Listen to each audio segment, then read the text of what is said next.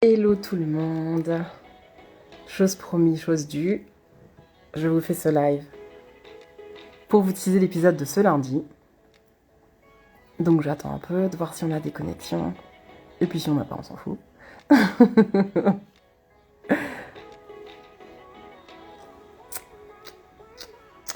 Salut!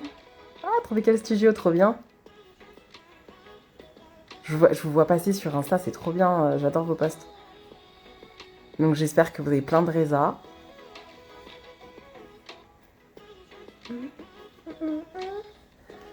J'attends encore un peu. Ah bah si, il est 11h. Salut, salut, salut.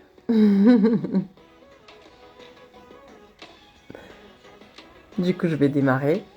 Alors, l'épisode de ce lundi, je le consacre à la motivation. Comment on fait pour garder sa motivation pendant tout son projet IMO? Parce que clairement, il y a énormément d'étapes où on va avoir un max de doutes. Que ce soit pendant l'étude de marché, quand on est en train de se demander ok, est-ce que je suis au bon endroit, ou alors est-ce que je vais finir par trouver une zone intéressante, quand on sait bien s'y prendre. Ça va être au moment de la prospection, je trouve pas le bon bien, j'ai tous mes critères, c'est hyper clair dans ma tête, mais je ne trouve pas ce que je veux. Après la prospection, on va avoir la négociation. Alors ok, j'ai trouvé des trucs qui me plaisent, ça m'intéresse, mais mes offres ne passent pas. Ou alors quelqu'un d'autre a fait une offre plus rapide que moi, ou alors plus intéressante que moi, donc en fait j'ai aucune offre qui passe. Moi perso, c'était au niveau de du financement. Alors l'étape de financement, oh là là les amis, l'étape de financement pour moi, comment dire, c'était une sorte de... c'était un challenge, parce que ça voulait dire qu'il y avait une étape dans mon projet qui ne dépendait pas que de moi. Et ça, c'était au-delà de mes forces. Donc en fait, je devenais folle. Franchement, cette étape-là, elle m'a toujours rendue folle. Et c'est d'ailleurs pour ça que j'ai voulu faire courtière à un moment donné, parce que je me disais, non mais... et je l'ai fait, hein, mais j'ai aussi lâché l'affaire pour les mêmes raisons.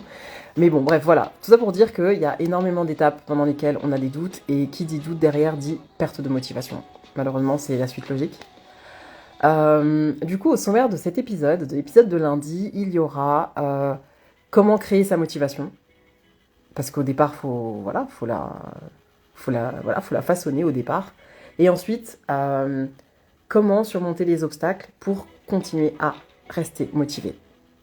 Donc, dans comment créer sa motivation, j'ai prévu de vous parler du fait de nourrir une vision inspirante. Mais ça, je crois que j'en ai déjà un peu parlé dans l'épisode du pourquoi. Fixer des objectifs clairs et réalisables. Genre les objectifs SMART. Donc à tous ceux qui tous ceux qui ont bossé de près ou de loin sur tout ce qui est gestion de projet, ça doit vous parler. Et bien là aussi, ça marche très bien. Donc on en discutera aussi dans l'épisode de lundi. Et bien entendu, s'entourer d'une communauté soutenante. Ça, c'est vital, parce que quand on est dans son coin, déjà quand on est toute seule, ou tout seul d'ailleurs, c'est compliqué. Parce que quand on a des baisses de morale et quand on commence à avoir des doutes, on n'a personne avec qui en parler. Et puis, quand en plus on est entouré de personnes qui ne croient pas du tout en votre projet ou qui vous tirent vers le bas, c'est le parcours du combattant. C'est-à-dire que déjà à la base le projet c'est le parcours du combattant, mais en plus quand on est mal entouré, c'est encore pire. Ensuite, sur la partie surmonter les obstacles et maintenir sa motivation, je vous parlerai de comment on gère les rejets et les échecs. Hashtag mon offre est refusée. Avoir de la consistance. Ça, c'est pas évident. Parce qu'on est dans notre vie dans notre quotidien. On a plein d'autres choses qui viennent se rajouter. C'est-à-dire que quand on décide d'investir dans l'immobilier, c'est pas genre on crée une bulle, on met pas sa vie sur pause. En mode, ok, les enfants vous attendez, le mari tu attends, et puis moi je fais mon projet, et puis quand j'aurai fini je sortirai de là. Non, faut tout gérer en même temps. Donc forcément ça crée des difficultés pour rester motivé, pour avoir de la consistance. Et je vous en ai déjà parlé un peu dans le live d'hier, c'est célébrer les petites victoires. Célébrer les petites victoires, c'est-à-dire avoir des jalons pour se faire plaisir et se dire, ok, j'ai réussi à faire ça. Alors, ça aide à prendre confiance en plus en soi, parce qu'on se dit, au final, j'avais peur de cette étape, mais en fait, j'y suis arrivée, parce que j'ai repéré telle qualité chez moi ou telle compétence, donc c'est hyper important d'en prendre conscience sur le parcours. Et puis voilà, donc ça fait déjà un beau programme. L'épisode sera peut-être un peu plus long que d'habitude. Je le souhaite, j'espère. Donc j'espère que ça vous aura donné envie de l'écouter ce lundi. Je vous prépare aussi un autre truc. Je crois que je vous en ai pas parlé, mais j'avais teasé une surprise à la rentrée, c'est que je bosse sur mon application de coaching. Donc une appli dédiée au coaching immobilier, où vous trouverez le podcast, mais aussi du contenu exclusif, et bien sûr, un coach à l'autre bout du téléphone, quoi. En gros, ce sera un peu ça. Je vous en dirai un peu plus. Je pense que la sortie officielle, je vais la mettre pour le mercredi prochain, pour mercredi 6. Je pense que d'ici là, j'aurai terminé de bosser dessus.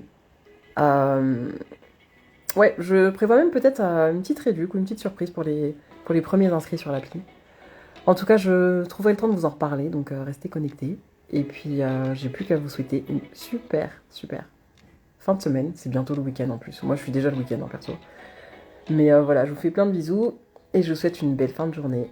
Et on se dit à très vite sur Realtimum. Ciao!